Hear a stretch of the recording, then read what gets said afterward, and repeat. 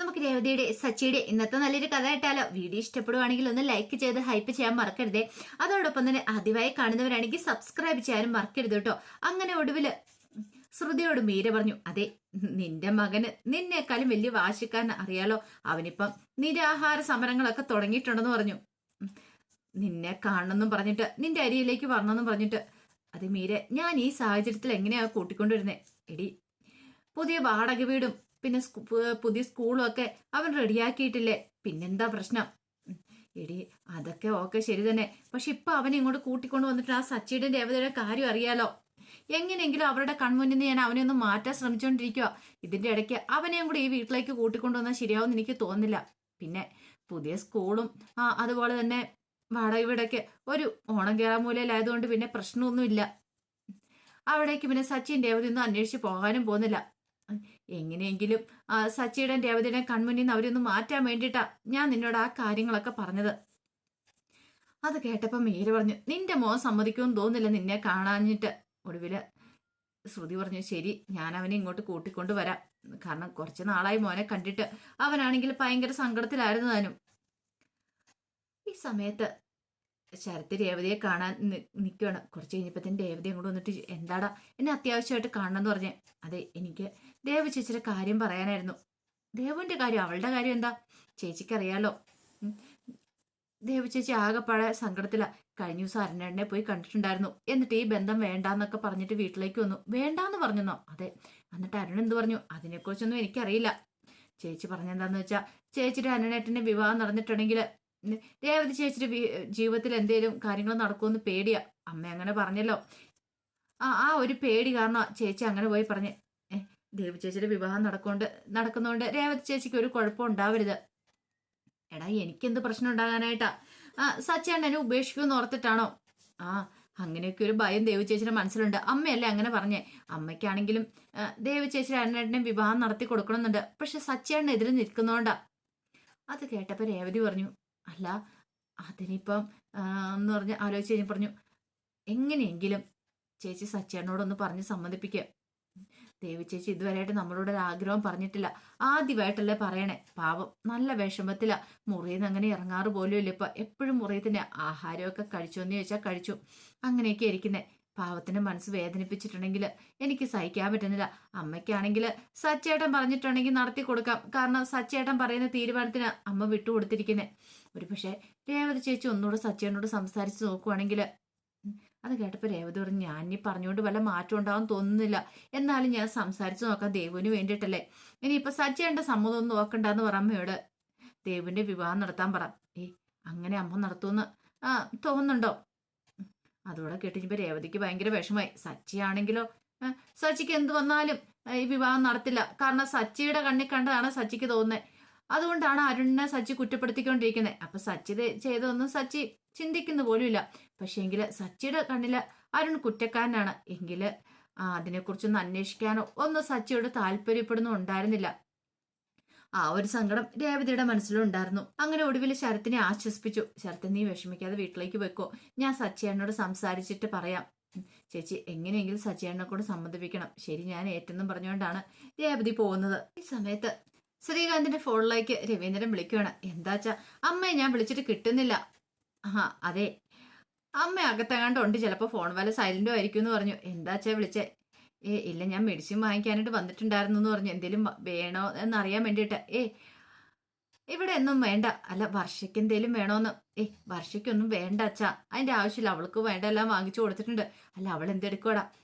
അവള് ഇപ്പൊ ഒരു ഫീച്ചർ വായിച്ചോണ്ടിരിക്കുക. ഫീച്ചറോ? അതെ, ഗർഭകാലത്തെ പരിചരണങ്ങൾ എന്ന് പറഞ്ഞിട്ട് ഒരു പുസ്തകം ഞാൻ കൊണ്ടേ കൊടുത്തിട്ടുണ്ടായിരുന്നു. അത് അവള് വായിച്ചോണ്ടിരിക്കുക എന്ന് പറഞ്ഞു. അപ്പൊ വർഷ അത് വായിച്ചോണ്ടിരിക്കുന്ന കണ്ടു. എങ്കിൽ ശരിയെന്ന് പറഞ്ഞു. അങ്ങനെ കോള് കട്ട് ചെയ്തിട്ട് ശ്രീകാന്ത് അങ്ങ് ചെന്നു. ശ്രീകാന്തിന് ഭയങ്കര സന്തോഷമായി. ഇപ്പൊ ഇവള് ഫീച്ചറൊക്കെ വായിക്കാൻ തുടങ്ങിയിട്ടുണ്ട്. അങ്ങനെ പതുക്കെ പതുക്കെ ഇവൾക്ക് മാറ്റം ഉണ്ടാവട്ടെ. പക്ഷെ അടുത്ത് എന്ന് നോക്കിയപ്പോഴാണ് ആ കാഴ്ച കാണുന്നത്. ആ ടെസ്റ്റിനകത്ത് മൊബൈലിൽ വെച്ച് ഗെയിം കളിച്ചോണ്ടിരിക്കുക. വർഷ എന്ന് പറഞ്ഞ ഒറ്റ വിളിയായിരുന്നു.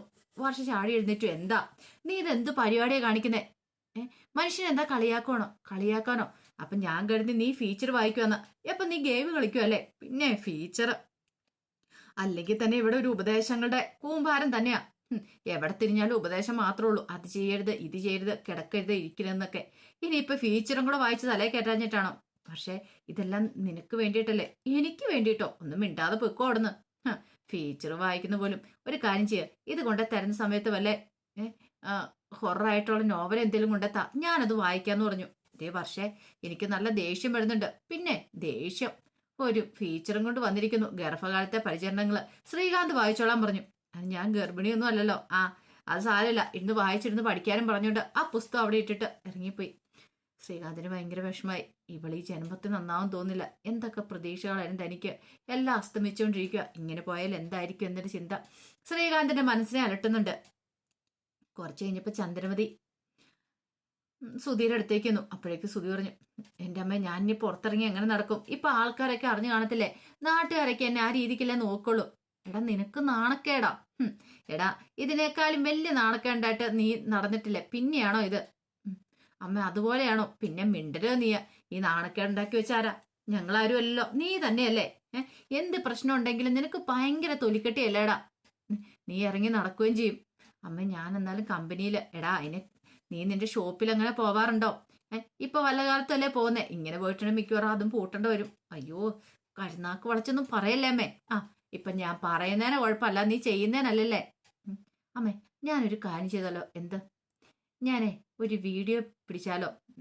പോലീസൊക്കെ എന്നെ തെറ്റിദ്ധരിച്ച ശരിക്കും അത് മുക്കാണ്ടോ വരുന്നില്ല, ഒറിജിനൽ സ്വർണ്ണമെന്നും പറഞ്ഞൊരു വീഡിയോ എടുത്തിട്ട് സോഷ്യൽ മീഡിയയിൽ അപ്ലോഡ് ചെയ്യാലോ?